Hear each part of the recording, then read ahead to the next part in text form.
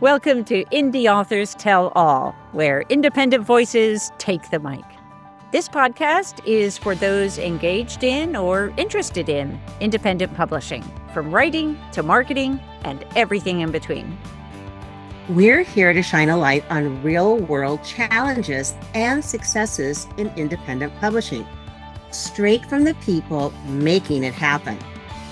Every other week, we chat with Bay Area Independent Publishers Association members and industry professionals who are shaping the future of publishing and redefining what it means to go indie.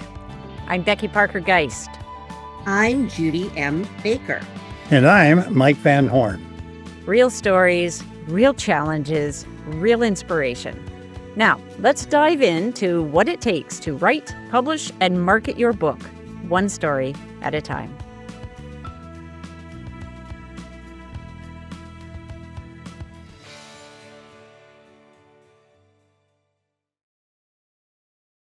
Hello, everybody. This is the Independent Authors Tell All podcast of the Bay Area Independent Publishers Association, or BAIPA. So we're here for authors to dig into the challenges of writing and publishing and promoting. So I'm Mike Van Horn. I'm one of the hosts. Today we'll be talking with Gini Graham Scott, who has quite an extensive background. To name just a few of her accomplishments: writing and publishing, ghostwriting, games, feature films, and documentaries. So, Gini, this sounds like quite a broad range of things that you're involved in. You want to just say a bit about each of these and how they tie together? Yeah, they do tie together in that I've been working in the different areas, and one area will inspire something else. For example, I've written books on certain subjects. I wrote books about scams. I wrote books about, improving your life, writing and playing life as a game. And then I also have films dealing with that topic. So we've had films on mental illness, improving your, helping people become, overcome mental illness problems. We had films about scams, films about AI, and I've also written books about that. And then I've been working with a company that I started off doing books on criminal justice with them. And then that led to some political books. And then we had some self-help books. And then I've also been taking some of these things that I've been writing about and turning them into games. And we set up a game company, albgames.net, where I've done about 100 games in a book, and they're sort of published as a book. But then they're also games that you play. You cut out the cards to play them. It's much less expensive than games in a book, than games in a box. And so I also can do them very quickly. And one of the things that I've been doing is I've worked with AI. We've done some films on AI, and I've been using AI to write the cards. So I will say, give me 50 jobs that have been lost to AI. Give me 50 jobs that have been gained by AI. And I have books about the jobs. I have articles about that. So it all kind of ties together, doing the films, doing the games, doing the books. And there are also songs. I've been writing songs, and I've been doing songs about AI and other things that are happening in my life. So there really is a theme that runs through it all. How would you state that if you were going to give a one-sentence description? Well, I would say being able to turn your life and your experiences into what you write about, what you do films about, what you do games about, what you ask AI to research for you. I mean, I think that's a key theme. And I've always had this idea of turn your life around. So when anything bad happens, I find a way of turning that into something good. And they usually, in my case, they turn into books, they turn into games, they turn into films, and it all connects. Okay. All right. So, many writers feel overwhelmed by working on one book at a time, let alone half a dozen different areas. What would you say how do you do it? I guess that's my question. Is it sequential, or you kind of do one thing at a time, or all of them fitting in together? Well, sometimes I'll do one thing at a time. Other times I'm working on several different projects. So I have my spend 2 hours working on one thing, and then I turn to something else. And I've always lived my life that way, where I basically have. I guess the idea is, almost perfect. So I'm not trying for perfection, but things, to get done, they're close to perfection, but I don't spend that time uh, agonizing over something to make sure it's absolutely right. I get it out quickly. And with the games, I mean, I've been doing them in like 6 or 7 hours to create a game, and then it's published. And then I publish it within about 40 minutes. So I have an account on Amazon. And so I have a publishing process. I get the illustrations. I mean, at one time I used to get stock photos. Now I go to AI and I ask it, well, I'd like this illustration about this particular topic. And I describe what it's supposed to be. And I work with Night Cafe that has all these different platforms, Nano Banana and Google, Imagen, and whatever. And so I try different platforms and I get different versions of the same image. And then I choose one. And then that becomes a book cover. And so within about 15 minutes, I have the illustration. And then I go to Photoshop and I put in the text for it. And so that's done. And then I have the internal that I set up for 6x9 or 8x10 or 8.5x11. And then I, basically, format the book, and then it's sort of ready to be uploaded and it's done. So you are saying that you will work on something for a couple of hours, and I guess you can segment your time so that you can do one project for a couple of hours and another one in the morning, one in the afternoon, one in the evening, who knows? And that works for you? Yeah, yes, it does. I mean, like I'm doing this book for a client now on child abuse, and we have different chapters on it. So I'll work on a chapter, and I've gotten some of the drafts of the chapters through ChatGPT, or then I turn the outline into complexity and say, give me a narrative about this. And then then I go back and edit it down. It has to be, a lot of times they use sort of very formal structures, and so I make it more conversational. So I'll work on that for a couple of hours. I have another book that I'm working on pet therapy for another client, so I'll go to that. Or then I have a game that I'm working on, and so I spend an hour or two on that. So, altogether, it works out to about 8 hours a day that I'm spending on things, and then I take a break, for every so often for about 45 minutes to a break, and then I come back to it. So it's sort of a way of varying things, so I'm not, totally absorbed in something, straight on for 8 hours. So for many writers, the challenge is staying focused and getting things done on a schedule. And sounds like you have mastered that fairly well. You kind of segment your time and you keep working toward your getting completion on each thing on schedule. Yeah, I would say, but I don't have a formal schedule. I mean, it basically, whatever sort of inspires me at that particular time, I'll go back and, spend a couple of hours doing that, and I'll do something else. I also do some songs, and so that's a way of breaking up the day. I'll come up with some song lyrics, and I work with a person who's we've done about 150 songs together, and he has a band, and he's uh, going out and doing the band, but then I met him through a Songs Alive group. And so we would just working together, and I basically do the lyrics, send him the lyrics. He makes some suggestions for lyrics. I may work on his suggestions or come up with other suggestions.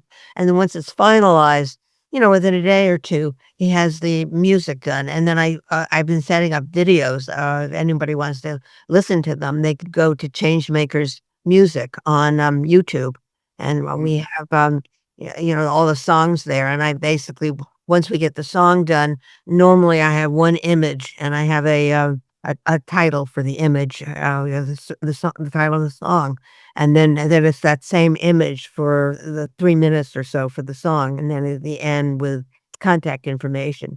And a few of the songs now that I got really inspired, and I've done a variety of images for them, and then for every line or two of the verse or the chorus, I put in another image. And so I have one on that I done on Facebook, problems with Facebook. I have another one on traffic jam where somebody's stuck in a traffic jam, and I have all these images that I created of people in a traffic jam.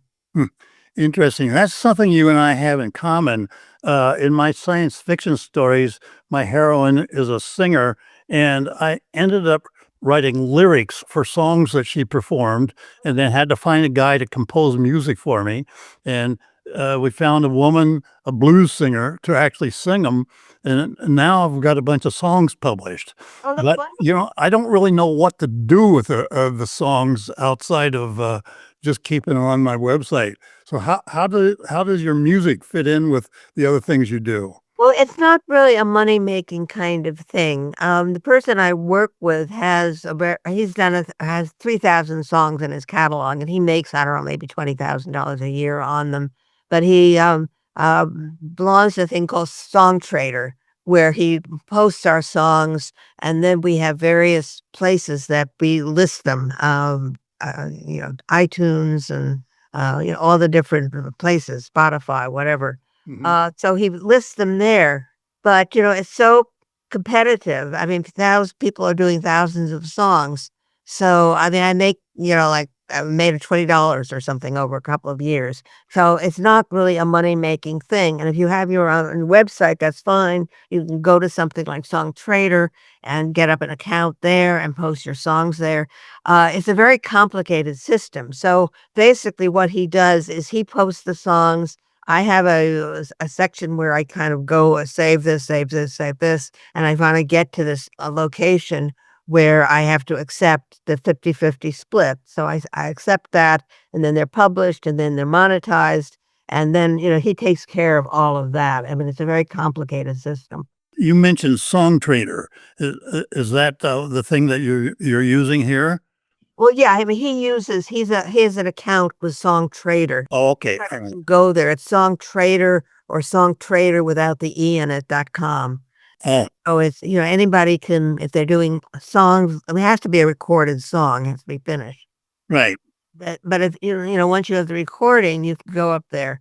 And so I just worked out with him. I met him, and he does all the music. He does the singing. And so I write these songs from the perspective of a male singer. How do the songs get promoted? Well, he takes care of that. It's not that they kind of get listed on Yeah. these different places. We get an approval, and then so it goes out on, I guess, Song Trader puts them on these different musical links, Spotify, iTunes. I don't know. I don't remember all the names of them, but supposedly they get promoted that way. But you can't really think that you're gonna make much money. I mean, there's so many people. There are thousands and thousands of songs that are produced by people, each year. Yeah. And so, I mean, you can just list them on Song Trader, but it doesn't mean that you're gonna make any money. Yeah, yeah.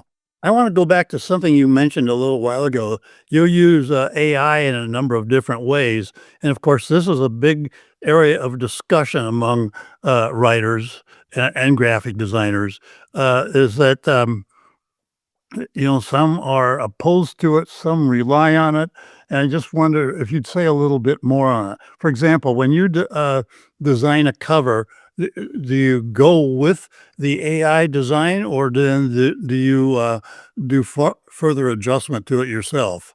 Well, I'm not really an illustrator, and in fact, I didn't do that until I didn't do any illustrations at all. I used to go to Fiverr, and for maybe $25, $50, somebody would do an illustration for me. And typically, they were in another country. I work with people in Sri Lanka and Pakistan and India, and so they were doing at a very low rate. And then since I've used AI, I haven't really used people at Fiverr, because AI has been creating these illustrations for me. Now, I'm not an artist. However, what I've done is I've taken some of these illustrations, I've blown them up. They end up in digital files. And so what I've done is I've turned some of these into 12 by 18-inch images, Mm. framed them, and I've been in several exhibits. Oh, Danville has this a street fair, and I was in their arts and activities event, and so I've been in the Lafayette Orinda has a an arts council, and one of the people there was setting up art exhibits. And so I was one of the exhibitors and they would post these in a library. And then, people, most of the people had really big, things that they were painting. But he allowed in AI art. Now, there are a lot of organizations that do not allow AI art because they feel like it's, taking away from the regular artists. But, people have different attitudes towards that. And if you just look at it, I mean, in some of these things, people have thought, that's amazing. I mean, it looks like a real photograph. And I have some images that people can see if they go to Changemakers Arts on .com. Or if they, I have a site on my website where I post various images that I've created. So I don't know. People have different attitudes towards it, whether it's really art or not. But I think it's like with photography. When photography first came in, people objected to photography as taking away from real artists and painting. Right. And then eventually it got accepted, and it got accepted as an art form by itself. And so I think that's what has happened with AI.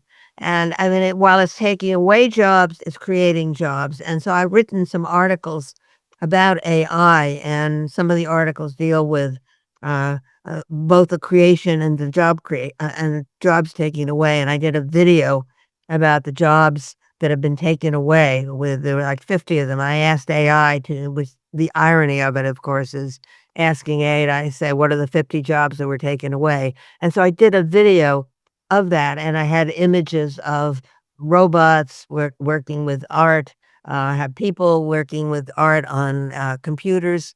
And so anyway, that led itself to a video. I also got the images of AI creating jobs, and they're all really kind of technical and very engineering and mechanical. And I didn't think that would really lend itself to an interesting video, so I didn't put that in. But they're like technical names that people haven't even heard of. Yeah. So one of the critiques of AI images is that they're just not as people say, well, I just can't tell. I can tell whether it's AI, and they're less interesting. Sometimes I look at those images and say, I can't really tell the difference. And I just wonder what kind of feedback you get in that regard. Well, I mean, that's true. And I mean, what's happened is the programs are becoming better and better. And in fact, one of the things you can do is you can put in your own image, and then you can get variations on your image. Mm-hmm. So I mean, I think that where I think overcoming ethical boundaries is where you have these deep fakes. And I've written about that too, is in terms of a scam, and for this child abuse book, where you have what's called CSAM, child abuse sexual material, or those are the initials. And I think that kind of thing where you take somebody's image and it looks real, and you put it on somebody else's body, and you create this abuse images. I mean, I think that is absolutely wrong. Mm-hmm. Or I think you take a celebrity image and you make it, you put your image in the place of a celebrity in a different location. I think there are these ethical boundaries where you're using AI to look like somebody else, or look like somebody else's body. I mean, I think those things are wrong, and there are laws about that. In fact, there are crackdowns now, and we're doing our next film is about scams in the digital age, and that'll be one of the things we cover. As an author, you know that writing a book is not easy, and that publishing and promoting it can be even harder. Wish you had fellow authors and professionals you could learn from, who would give you encouragement and guidance to get through the tough spots? That's what we offer at the Bay Area Independent Publishers Association, or BAIPA. We're a volunteer-run educational community dedicated to elevating the art and the business of independent publishing. Not in the San Francisco Bay Area? No worries. We have members from all over, and we meet monthly on Zoom. For just $10 a month, you get full membership benefits.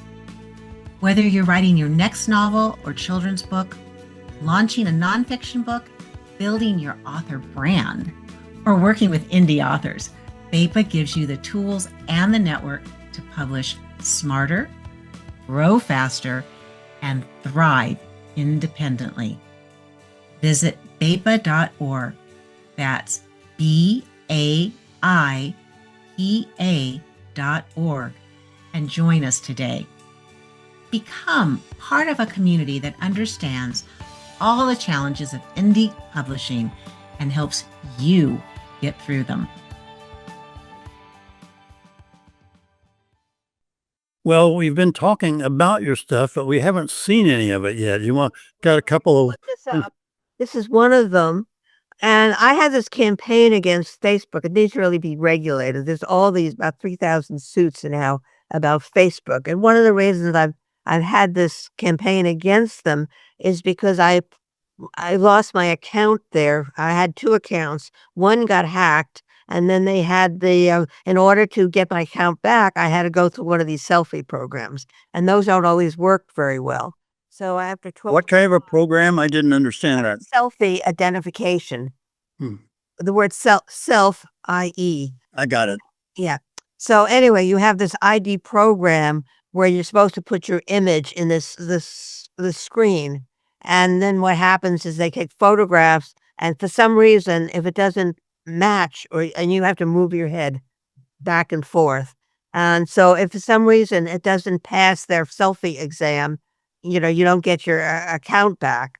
And so after 12 tries of doing this and feeling like, well, they took my picture, I was right in their screen. And, for some reason, I don't know, they didn't think I was real. I mean, who knows? But they didn't do it. And then I discovered that there are thousands of people that are affected like that. And then I had another one.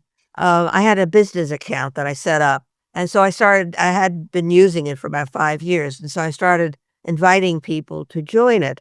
And then Facebook started giving me recommendations of, invite this person, invite that person. And some people actually knew, other people, were unfamiliar. But I followed their recommendations. And at some point they said, well, you can't use, you can only do 3 or 4 people a day. So I would get these messages, well, you can't do any more.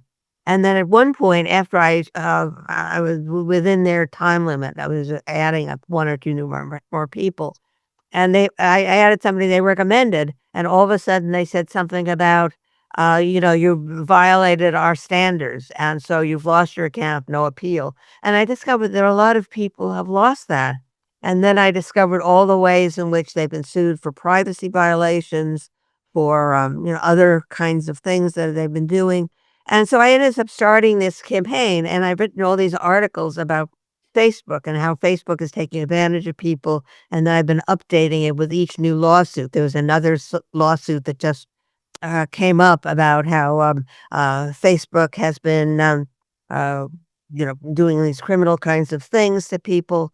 And so they violate privacy. There's this addiction to people losing their accounts. And, so anyway, I started doing all these things. I mean, you can't really tell if somebody's an AI or whatever. So I started writing these articles which show in this Facebook problem. Now, hold that up a little more. And remember, we're on video as well as audio. So read it for us. Okay. It says the Facebook problem and how to fix it. Okay. And so that's what you've been talking about. Yeah, and it's the latest version of that I created, and people can find it on Amazon. But anyway, I have this campaign that I started writing to Congress people to say you need to basically legislate and regulate Facebook. And I have some people who are sending notes to people in Congress. So I started this campaign, and this sort of, Facebook, the wrong thing that Facebook did was taking my account away. So I can't use Facebook anymore, but I've ended up creating this whole business with this company that's hired me to write these books for them about Facebook. And I can show you some other things that I've done. Sure. My life is a game because I've been a game designer. I've done about 100 games for ALBgames.net. They're games on advice, about relationships, on improving your life in various ways. And so I put them together. I have a series of games on all different topics, on natural disasters, environmental games, I have political games, whatever. So I started thinking about, you can think of your life as a game. And that also is, I've created some videos for that. And I'm going to be creating this game experience. Hold on. Let me interrupt you there for a sec. Hold that up again. Um, what I want to do is to read it slowly. Play life as a game. Design, play, and win in the game of your life. Life.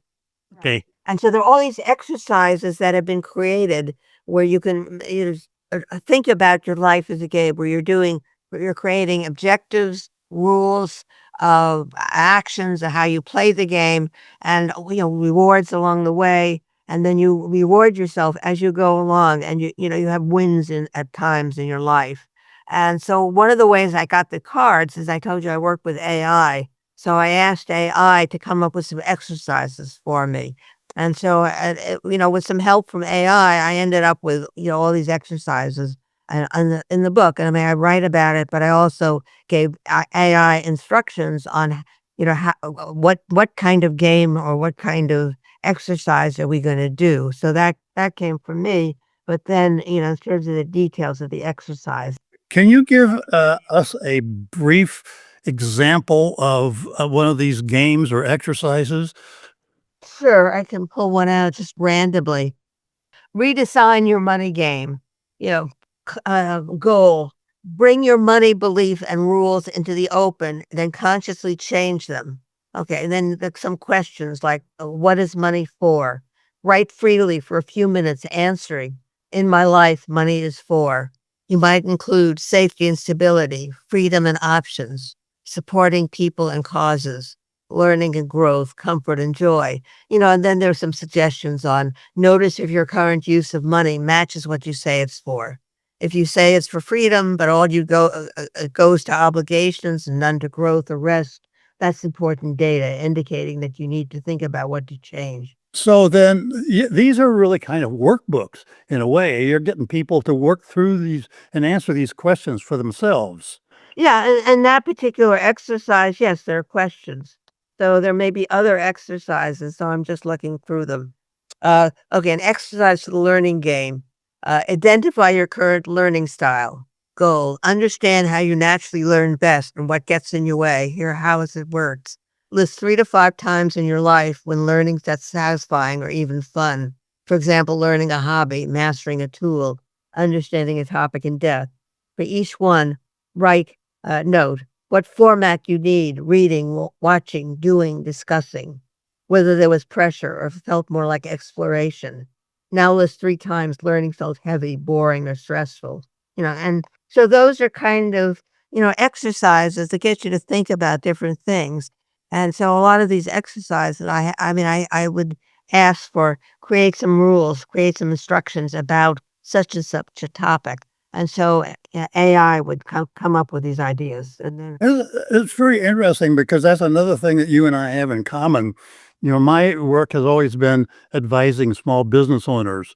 And so I've written over 20 workbooks, which are full of questions to get people to think about things for themselves. It just seems like that is such a critical way of learning something about yourself. definitely, definitely. And one of the things that made it faster in doing this is just saying, okay, well, now give me 10 questions that I can ask about this topic. Mm. Rather than trying to think about themselves, writing them down, and, then deciding which ones I want to use, I get them from AI, and then I go in that and I choose among them which ones I want to use. So, some people might feel it's not fair using AI, but, I think if you look at the results, like the results of the art, the results of what you produced, and if it's acceptable and if it's helpful for people, I don't know what's the harm in doing that. And then there are different ways that people can use it as a tool, as a writer. So rather than taking your job away, it can make you more doing more quickly what you would normally do for a client. So you're using it. You're using AI there as a brainstorming tool to help you come up with ideas. Right, and there's research. For example, on Mm. this abuse book, I mean, it's rather than my spending, a week going through all these articles and doing, searches on Google, getting articles and reviewing them. I mean, it basically summarizes all of these things. I mean, it's amazing the way it does it. And it's sort of funny the way it responds back and says, you've really done a good job. And, I mean, it's like you're communicating with a real person. That's very interesting. Well, so sounds to me like you've got enough work for like 6 people. Uh, and so I'm just wondering, what are the biggest challenges that you have encountered in keeping all these balls in the air? Well, I do work with virtual assistants, and I do have a few real people that I work with who are mostly through these virtual assistant organizations. And they work for, I don't know, $13 to $15 an hour mostly. Like Fiverr. What? Yeah. I mean, they're for Fiverr or they're in other countries. They're through there are these virtual assistant companies Yeah. now have these teams of people. So I work with a couple of those companies, and I belong to a group called BNI. And one of the person I met with is somebody I met through that referral network. And then she's not in BNI anymore, but she's referred me to other people. And one of the people she referred me to has been helping with this game experience group that I started as a result of doing all these games. And I thought, well, they could be placed in an environment that would be sort of fun for people to get together and sort of like an escape room. And so I've created this business and I have a team of people who are helping me with it, but it's also a business where we're looking for a CEO to run the company. I'm not an organizer. I basically do these ideas. I create this copy and these illustrations, but I don't really want to run a company. I don't really want to have employees that work for me directly. So if you were going to draw an organization chart for your own work, you wouldn't necessarily be the top person. You're going to be the I don't know what you call it, the production manager, director of innovation or something. I would call it the creative director, and that's Yeah. what I would like to be in any company where I'm sort of the brains behind the scene and or the force that's sort of driving the idea person, and then somebody implements them. So what I need is like a CEO to be implementing it, and the idea is we would do 3 pilot programs where we set up, in different environments, about a dozen people, we play some games, we take videos, we write about them, and use that as a pilot program to show that this works, and then we have, going after VCs where we're looking for $2 to $3 million to expand nationally and internationally this program. So I'm basically what we need now is the CEO, or maybe I'll just send out an announcement to VCs, and maybe they might have a CEO that they can pluck. So you do a lot more than writing, and you're actually kind of running a business, definitely running a business. But you're all the people that work with you are spread all over the world. And when I've talked with people in this situation before, they say that one of the biggest issues they have is coordinating all this diverse group and getting people to do what they said they're going to do on time and and of the right quality and so they're complementary and all of that. How does this work for you? Some of the things they do are things that I can directly monitor. Like I have one person, and she's in Sri Lanka. She's been doing databases for me, or she's doing research and getting names of people. So that kind of thing I can manage myself. She's doing one of the reasons she's doing the databases is I have a service that connects writers to publishers, agents, and film producers. And I've been doing this for 20 years. It's called Publishers, Agents, Films. And it's been, we've had thousands of clients, and it's basically sending out email queries to a database we've created of the publishers and agents. So instead of somebody, spending 20, 30, 40 hours of putting their, or doing a research and getting all these names, we have them in a database. And so we send out a query using special software that sends out an email query to, by name to the editors, and we have it's categorized by the type of book that they do, or it goes to an agent, but based on that type, or for somebody who's got a script and they're looking for a producer, we send it out to producers. So we've done it for about 20 years. So that kind of thing, I can manage the person doing the database directly. And also, and she's doing research. And I had some people doing social media for a while. It's not something I can really manage. I don't have the time to do it. And so I have a person who's a web designer who I've worked with for about 10, 15 years now. And so he's created about a dozen websites for me. And he also does social media.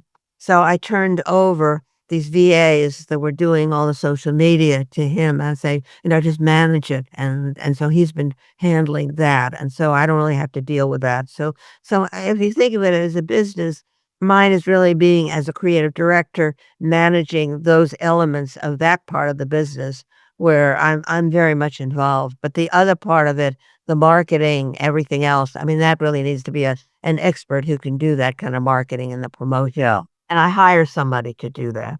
I work kind of the same way. I've got several people, different parts of the world doing different things for me.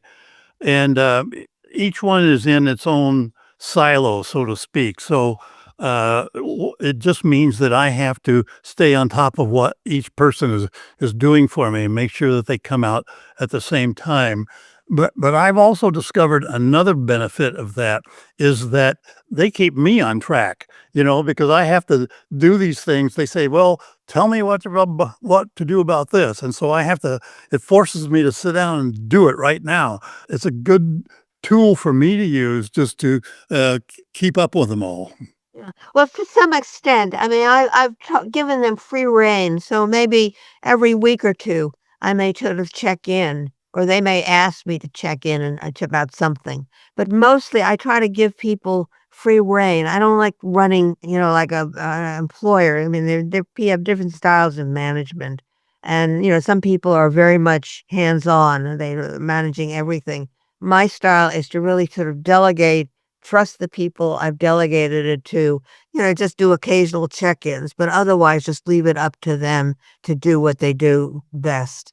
Yeah. Well, so we're getting close to the end.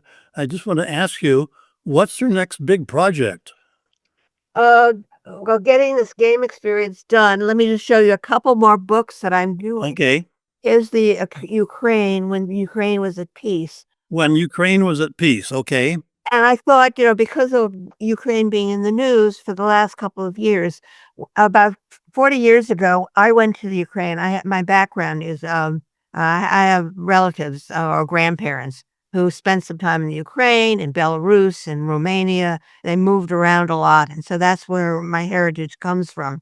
So many years ago, I went on a citizen diplomacy trip to Russia, the Ukraine. I went to different villages.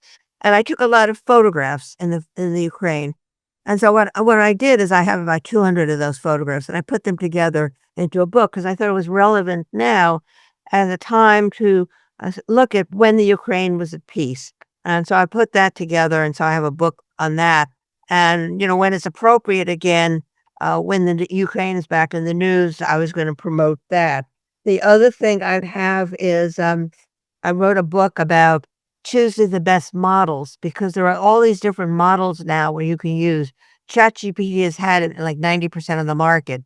However, there are these competitors now, Gemini. Claude. Yeah, Claude, and Grok. And, there are all these different, Anthropic has come up with Claude. And so those are becoming competitors. I've been using Perplexity because a lot of writers have recommended that. Perplexity is like 4th or 5th in the list now. And then the AI is being used by Facebook now. So they've fired 8,000 people, and they're setting up data centers, and they're shifting to AI, which will be another source of articles. Oh, and then I did this book about creating AI art in minutes, where I talk about how you can create this using images. So I've written about 250 books on different subjects, and you can find them if you put my name on Amazon and you put my So that was my next question, is how to find these. Tell us what the link is. I have a website at changemakerspublishingandwriting.com. I have subdivisions of that as changemakerspublishing.com, which lists some of the latest. So would you say that more slowly? Okay. Changemakers Publishing and Writing.com is the main website I use for everything, for writing, for getting clients, for ghostwriting, and I do a lot of my clients I do ghostwriting for. But that's sort of the main site that I use. Then for anybody looking for books, I have changemakerspublishing.com. And that's sort of a subdivision of that site. You can also, and when you go to that site, you just click on a link and you go there. Okay. Changemakersarts.com, which shows a lot of the artwork I've been doing. Changemakers Music. I have so anyway, you can go to those sites. If you put my name on in Amazon, Gini Graham Scott, and you put in books, you'll find the books. Gini Graham Scott. Games, you'll find the games. Music, you'll find the music. And I also work with ACX, and they've been doing a lot of audiobooks. So I have 170 audiobooks, and I work on a shared royalty basis with them. Well, I'll tell you, I just don't see how you keep up with it all. There are so many things you're doing. Any final words you have for us? Well, I think for the average person, or with a writer, I mean, if you can do whatever you want to do, if you sort of set your goals, set up your objectives and your plans of action and achieve them, and you can play life as a game can help you do that. Yeah. Speaking to our audience, I want to ask all of you out there to please subscribe to Indie Authors Tell All so you can get inspired by what people like Gini are doing that makes their writing profession work and be a lot of fun. And we're now doing a new podcast every week, so there's plenty of opportunity. And check out BAIPA, Bay Area Independent Publishers Association, that helps authors get published and promoted. So we hold monthly meetings via Zoom. We have members all over the world. It's the best bargain support for authors anywhere. And that's BAIPA.org, BAIPA.org. Thanks for listening to Indie Authors Tell All, a podcast from the Bay Area Independent Publishers Association. Be sure to subscribe so you never miss our bi-weekly conversations with authors, publishers, and experts who keep indie publishing vibrant. You can learn more and join our community at BAIPA.org. That's BAIPA.org. You don't have to live in the Bay Area to join us, since we're live on Zoom for all our events. You can email your questions and feedback to us at podcast@BAIPA.org. That's podcast@BAIPA.org. Thanks so much for joining us on the Indie Authors Tell All podcast.